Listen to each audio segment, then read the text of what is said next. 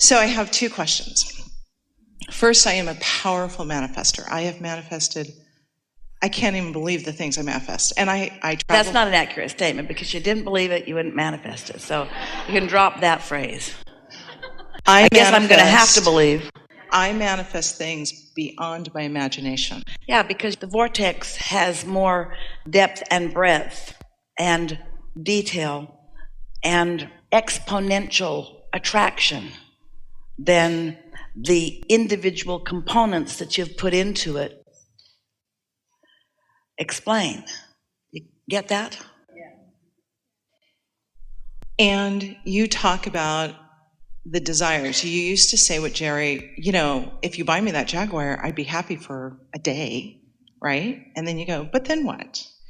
And so I started taking that Another Jaguar tomorrow. Right, exactly. That was Esther's case. Hey, I can keep coming up with stuff. Don't worry. It won't run out. Well, but I started doing that. I'm like, so I could go have a house in Tahoe.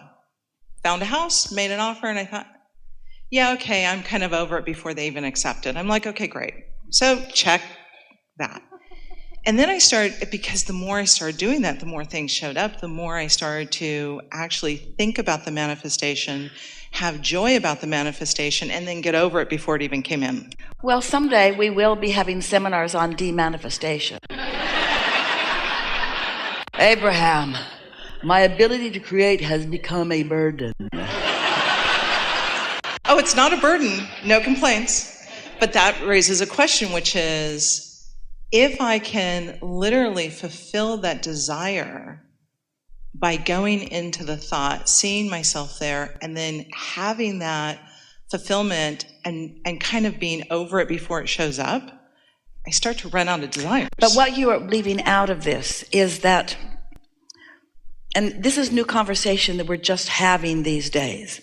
So you get the picture of the vortex, the vibrational reality gestating and becoming, and your awareness of it increasing, and your vibrational alignment with it getting better and better and better. That's why more of the things that you're asking for are coming more readily, more easily, more often. Is because of your vibrational relationship with your already created vibrational reality. So as this vibrational reality continues to gain momentum, and you, because you meditate and you stay happy and you focus on things that cause you to feel good, and you steadily hold your vibration in a high-flying place, then the transfer from the vortex into reality is just a steady stream for you. But we want to point out how delicious that unfolding is on the way to the actual manifestation. We like to call this the sweet spot of creation, where you get to witness the cooperation of universal forces and other physical cooperative components. That is the hands in the clay creation that you all came here for. It would be like an artist who is really good at molding clay into magnificent things, then saying, I have too many statues around right now. When what most artists who are molding would say instead is, I just love the process of the becoming. I just love the feeling of my hands in the clay. I just love the ideas that flow even while I'm moving along. I just love the becoming and getting to witness the becoming. That's that sweet spot, because you've been hearing us say for a long time, it's not the destination, it's the joy of the journey. But this is really the journey that we're talking about, because much of your journey you're sort of oblivious to, and that's fine. Contrast is part of the journey, and you're putting stuff in the vortex, and that's all part of the journey. Life's just causing that to happen. You don't have to work at asking. Life causes you to ask. So that's not a very deliberate part of the creative process. And source energy responding and law of attraction responding, that's really not a deliberate thing for you to do either. So it doesn't even start being deliberate until you understand that you must tune yourself to the essence of what you've created. And once you begin deliberately changing the essence of how you feel, once you show yourself that you can feel good no matter what, Once you show yourself that you aren't having knee-jerk responses to what's going on in what seems like a chaotic world, but instead you're steady and happy, then, that sweet spot just surprises and delights you and soothes you and gives you conscious awareness of your personal empowerment. In other words, the association between what I thought and what I felt and what I practiced thinking and therefore what I accomplished the feeling of, and then the universal response to that, you begin to feel invincible. And there is no exhilaration greater than that worthy knowledge and that feeling of invincibility. And so it doesn't matter what you manifest it into. As fast as you manifest it, you can parlay it into something different, something more. Manifesting is a delicious thing. You are leading edge creators. You know, you're really good at it even when you are in the non-physical realm. We are having a wonderful time playing our non-physical role. But you said, I want to go where the action is. I want to be there on the leading edge. I want to be there when thoughts turn to things, when thoughts turn to experience, when thoughts turn to tangible, when thoughts turn to the reality, because this is the leading edge. So many people have that backwards. They think, this is material and therefore not as worthy and therefore not as spiritual. And we say everything that is physical and everything that is tangible has a spiritual basis. And what you want to call spirit is in on all of it. And when you consciously let yourself in on it, now and only now, then and only then are you doing what you came for. Everything else is just practice on your way up to what the real deal is.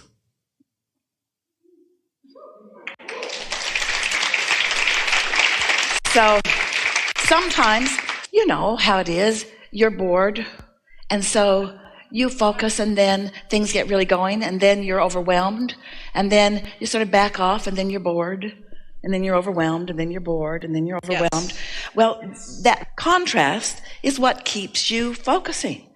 When the energy is really moving strong, and you're in alignment with it, you don't get tired.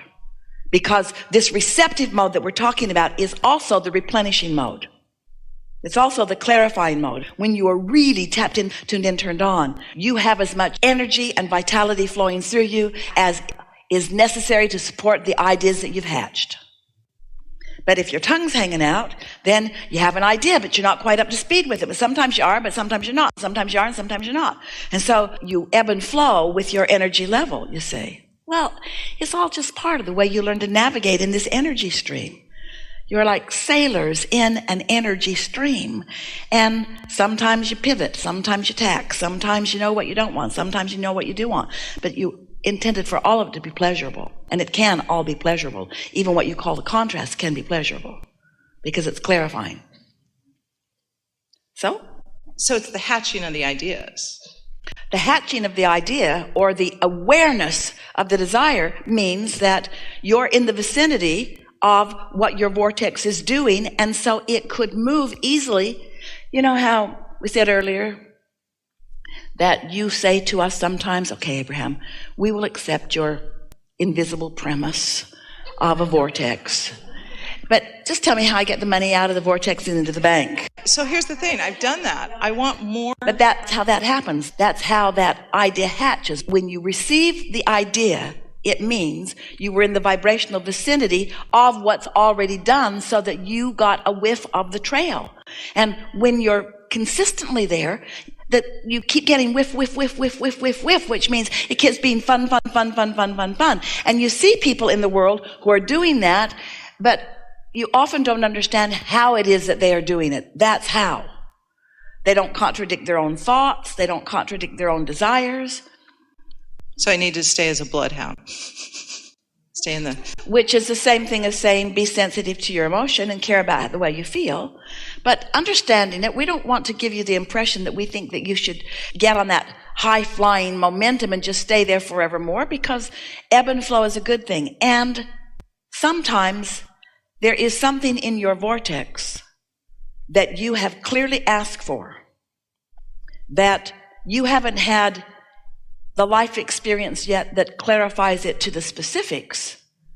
So your own inner being will call you to and through contrast for that clarifying experience, because there is a bigger thing that you want that this will clarify. Ooh. That was good. That was good. Yeah. So it's about prioritizing. It's about... Okay, so I love that. So what's your highest priority in creation? To feel good. To be happy. To be happy. Nothing is more important that I feel happy and I feel good. And every morning I wake up, whatever thought comes in goes out until I listen to the happy song.